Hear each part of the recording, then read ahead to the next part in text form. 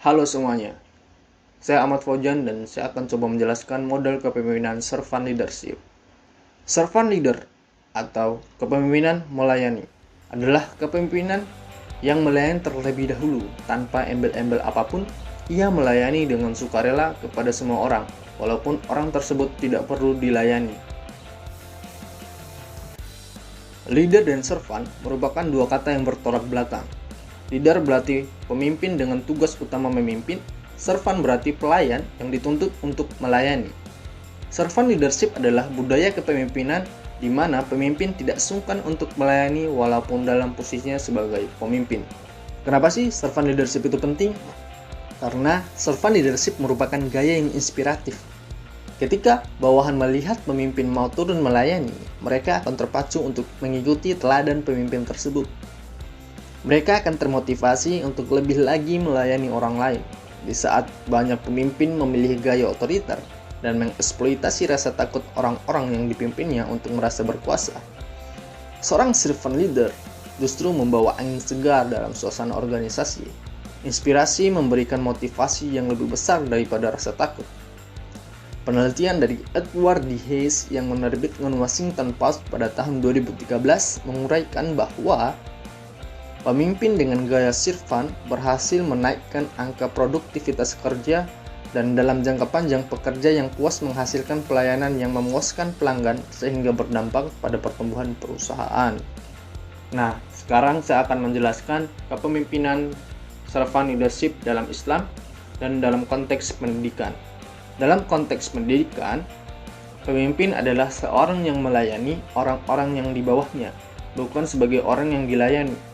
Karena pemimpin dalam konteks administrator sendiri harus memberikan pelayanan prima dalam arti yang sebenarnya. Bukan sebaliknya, justru minta dilayani.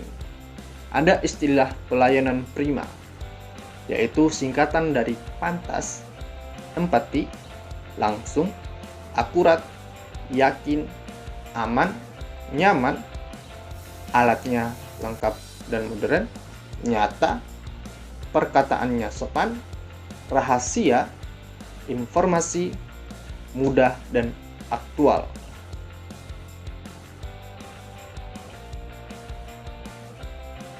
Nabi Muhammad SAW merupakan suri tauladan kita. Dan Nabi Muhammad mempraktekkan gaya kepemimpinan servant leadership. Nabi lebih banyak melayani daripada dilayani. Sampai akhir hidupnya, Nabi Muhammad SAW tidak pernah meninggalkan apapun. Harta habis untuk diwakafkan. Begitupun juga dengan para sahabat. Bahkan mereka berlomba-lomba untuk menginfakkan hartanya untuk jalan dakwah, untuk kebaikan umat. Bahkan dalam hadis disebutkan bahwa semua para nabi adalah pemimpin-pemimpin yang melayani umat. Allah Subhanahu wa Ta'ala sendiri menggambarkan mereka sebagai pengembala yang melayani gembalaannya. Dan itu tertuang dalam hadis Abu Hurairah radhiyallahu an, yang artinya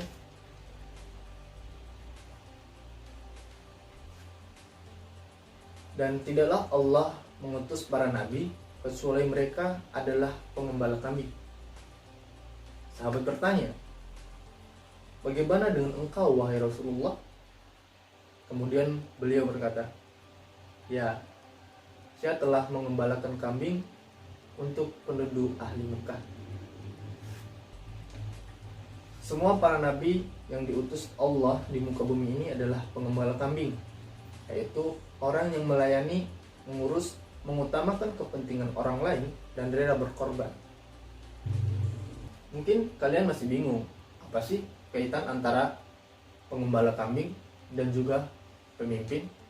Nah, coba simak arti dari hadis berikut ini ya. Setiap kamu adalah pemimpin dan akan diminta pertanggungjawaban tentang kepemimpinannya. Maka seorang imam adalah pemimpin dan dia bertanggung jawab tentang kepemimpinannya. Seorang laki-laki adalah pemimpin dalam rumah tangganya. dan bertanggung jawab atas kepemimpinannya. Seorang perempuan adalah pemimpin dalam rumah suaminya dan bertanggung jawab atas kepemimpinannya. Dan seorang pembantu adalah pemimpin pada harta tuannya dan bertanggung jawab atas kepemimpinannya. Nah, hadis kedua ini sering dipakai berdalil tentang kepemimpinan Islam dalam konteks hadis. Sedang dalam konteks Al-Quran sering menggunakan dalil khalifah. Yang perlu diperhatikan adalah tanggung jawab, pertanggungjawaban. Jadi setiap dari kita adalah pemimpin dan kita bertanggung jawab terhadap apa yang kita pimpin. Contoh, kita memimpin sebuah perusahaan dan kita bertanggung jawab atas perusahaan kita tersebut. Nah, mungkin juga kalian masih bingung, apa sih makna kaitan antara pengembala dan juga kepemimpinan. Nah, disinilah Allah menempa para nabi dan rasul akan kepemimpinannya. Semua para nabi digembleng kepemimpinannya dengan cara mengembala kambing. Sejauh mana mereka melayani kambing, gembalaannya dengan baik, tidak menyakiti, melayani semua kebutuhannya, menjaga dari tekanan binatang buas dan dari hewan-hewan buas lainnya.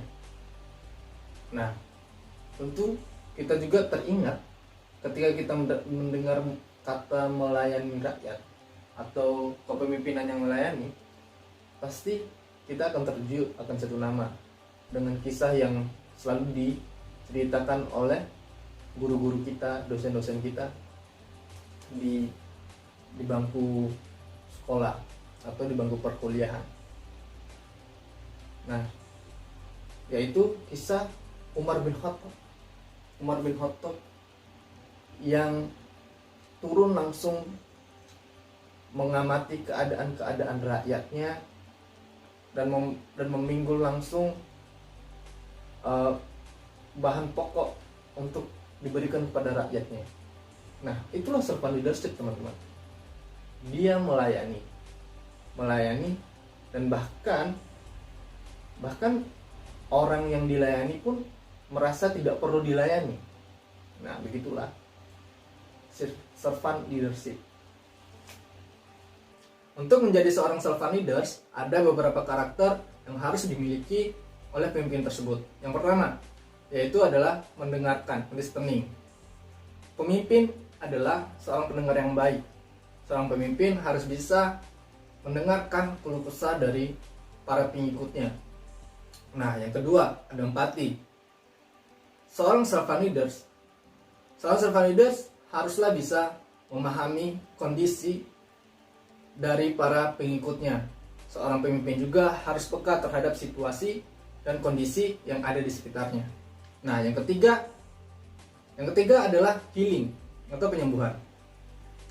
Seorang pemimpin adalah motivator. Dengan motivasi yang dia berikan, mungkin saja bisa menghilangkan rasa galau, rasa risau, dan rasa gelisah terhadap para pengikutnya. Nah, yang keempat adalah awareness, kesadaran. Kesadaran memang memiliki resiko. Namun, kesadaran membuat hidup ini menjadi lebih menarik.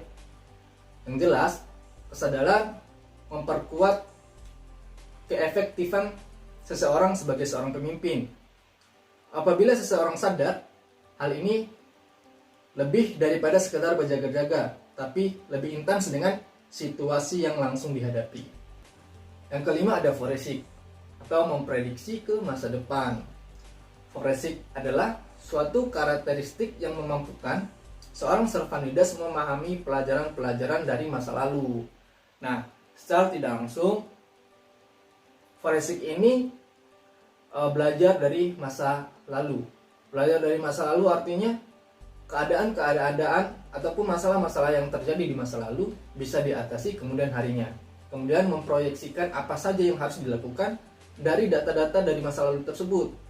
Misalkan kemarinnya gagal, kemudian besoknya harus bisa memahami kegagalan itu terjadi karena apa. Kemudian dari kegagalan itu, data-data yang ada kemudian diproyeksikan untuk hari esoknya. Nah, yang keenam ada commitment to the growth of people. Komitmen terhadap pertumbuhan orang-orang.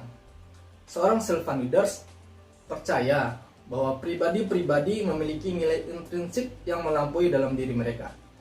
Dengan demikian, seorang servant leaders memiliki komitmen mendalam berkaitan dengan pertumbuhan setiap individu di lembaga.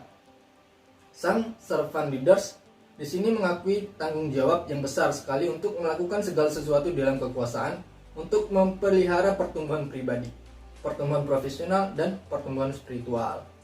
Nah, jadi seorang servant leaders itu memiliki tanggung jawab untuk mengembangkan seseorang individu yang ada di dalam lingkungan kerjanya atau lingkungan organisasinya.